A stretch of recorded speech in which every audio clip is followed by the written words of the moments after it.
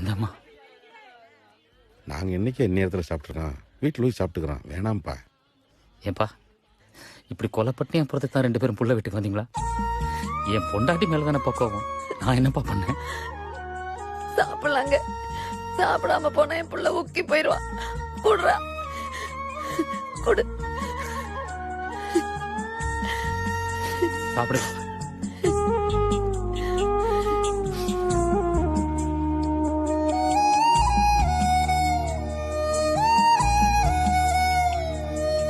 காத்தடிச்சா நோகு முன்னு பொத்தி பொத்தி வளர்த்தீக,